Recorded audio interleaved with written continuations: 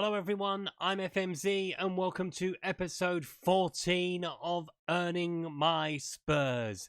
Today we have the finale for you as we round up all 3 seasons of the save, starting with the one that's just gone. If you enjoy this content, please leave a like on the video, subscribe to the channel if you haven't done so already, leave me a comment if you've got anything to say. Also, don't forget I'm a member of the FM Creators community and the Passion for FM team. The link to the Discord servers is in the description.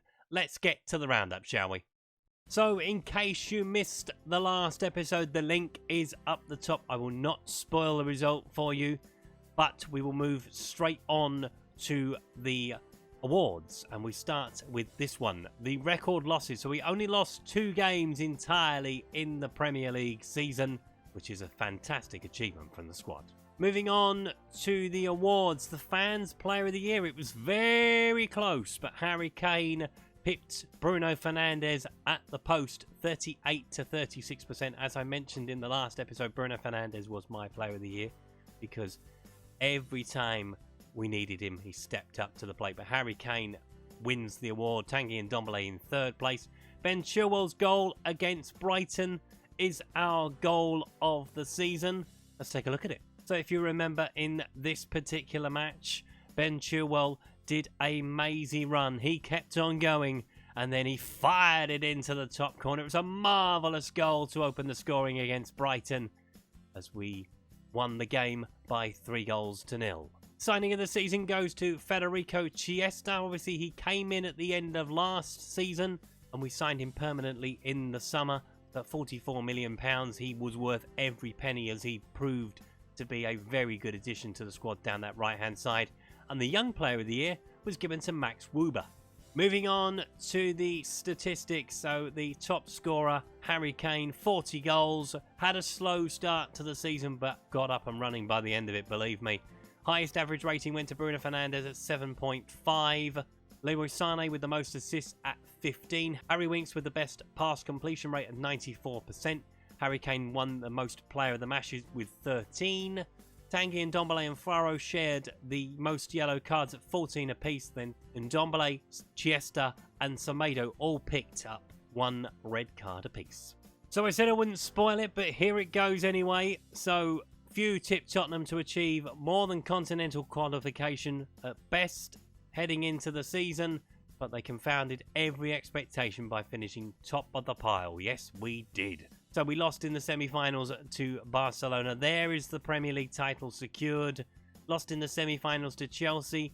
Lost in the 3rd round of the League Cup to Wolves. Lost in the Community Shield against Arsenal, but it does not matter. We won the Premier League. Match of the season was the 8-0 win over West Ham. Moment to forget was a very early doors moment, but it didn't matter really in the end as we lost to Arsenal by 2-1. The Tottenham Hotspur Stadium was full 99% of the time, and we used 29 players, which was 4th highest out of the 20 clubs. Moving on to the awards, and Harry Kane was given the Golden Boot for his achievement this season. 33 goals in 37 games. That's a phenomenal rate. Far away ahead of Erling Haaland and Mo Salah, so the 2 Liverpool strikers combined couldn't beat Harry Kane. Alisson won the Golden Glove with the most clean sheets of 23. Bernd Leno was 2nd and Zach Stefan was 3rd.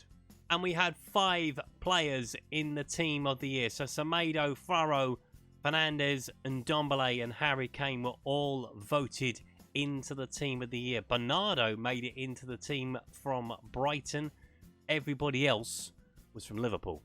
So looking a bit more closely at the goals, and they were very widespread. So Harry Kane I mentioned with 40, Bruno Fernandes with 15, Mario Icardi, despite missing a majority of the season, had 11. Same as Chiesa, Heung-min Son with 9, Leroy Sané with 5, Romagoli with 5, and they were 5 very important goals in fairness to him. Dele Alli also on 5, Brozovic, Bowen, Faro, Yari, Ndombele, Ruganai, Chilwell, Winks, Davis and Max Wöber complete the scoring. In the assists too, they were quite wide varied as well. So Leroy Sané with 15, then Bruno Fernandes had 13, Chiesa 10, Semedo 8, Harry Kane 7, Dele Alli 6, Brozovic with 6, Son with 5, Trippier with 4, despite only playing 8 games for us, which is very good work from Kieran Trippier. Ndombele with 3, Walker with 3, Winks with 2, Davis with 2, Yari with 2, Dyer, Ateti, Clark, Bowen, Woober, all with 1. So there it is, our name up in lights. 94 points from 38 played. The goal difference wasn't that far away, to be fair, in the end. 23 the difference, but it was obviously 1 on points. As I mentioned very early on that we were going to probably have to do that because Liverpool were miles in front, but we did pull the goal difference back considerably from that point. So Chelsea miss out on Europe altogether. Manchester City have made it in at their expense. Brighton as high as 8th. That's an amazing achievement for Brighton. And as we mentioned last episode, Fulham, Stoke and Sheffield United have gone back down.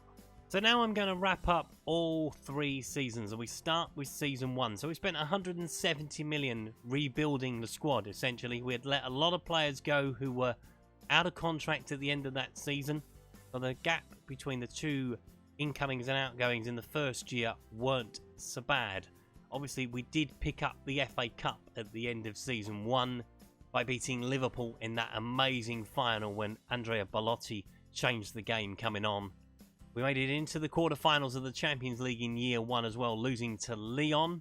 So yeah, overall in the first year of the save, I was very, very happy with our progress. Moving on to the second year, we had a massive overhaul of the squad. It was far bigger than I was ever expecting. £255 million we spent in the second season, only recouping £122 million. But when you think we brought in players like Jan Oblak, Brozovic, Chilwell, Chiesa, as I mentioned earlier on, they all became mainstays of that squad and beyond into season 3 with most of them. Jan Oblak, we just couldn't secure a deal for him that was reasonable for us to pay. But we did pick up the FA Cup once more in season 2, beating Arsenal in the final by 3-2. We also made the Champions League final, where we sadly lost to Liverpool thanks to Everton. But we did get a bit closer to achieving our goal of winning the Premier League. Despite being 10 points behind Arsenal, there wasn't a great deal in it in terms of the statistics. Obviously, they just won more games than we did. But we made sure we made up for that for Season 3. Because in Season 3, we added quality to the squad. Obviously, Stefan was an amazing goalkeeper for £6.75 million. It was a steal. Leroy Sané, £28 million. Yari, he came good in the end. I was a bit sceptical at first, but for £25 million, he was a steal. Chiesa, obviously, we made that permanent. He'd proved to be a very important part of the team this year. Mario Icardi played his part despite being injured for most of the season. So everybody, as I've mentioned in the previous episode, everybody who has got a championship medal this year has fully deserved it. The one disappointing thing I have is that we didn't retain the FA Cup. Losing to Chelsea in the semi-finals, on the day we weren't great. Let's be 100% fair about that. Losing to Barcelona in the Champions League was no shame. I would have loved to have made the final again, but I fear we probably would have lost to Paris Saint-Germain regardless.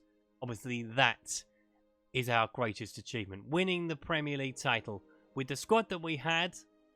Obviously, it was not to be expected, but it was something that we were hoping for. Spending that amount of money over 3 seasons, we finally achieved our goal. And that is where we're going to leave it for Earning My Spurs. It's been a roller coaster ride. From the first episode of the series, stepping into the unknown, obviously losing Toby, losing Jan, losing Christian Eriksen, we lost the heart of the team right at the very beginning. But by the end of season 3, we have achieved something wonderful. Yes, we didn't win the Champions League. It is something that one day it will happen to us. But to win the FA Cup twice, to win the Premier League title in the manner that we did, because obviously 2 defeats in the entire season is nothing to be sniffed at.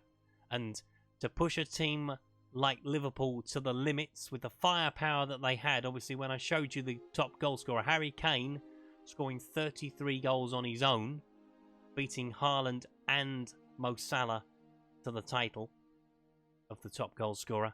That just goes to show how good Harry Kane is, frankly. And I know people will say, well, it's Harry Kane. He scores goals for fun. He does. And that's why we love him.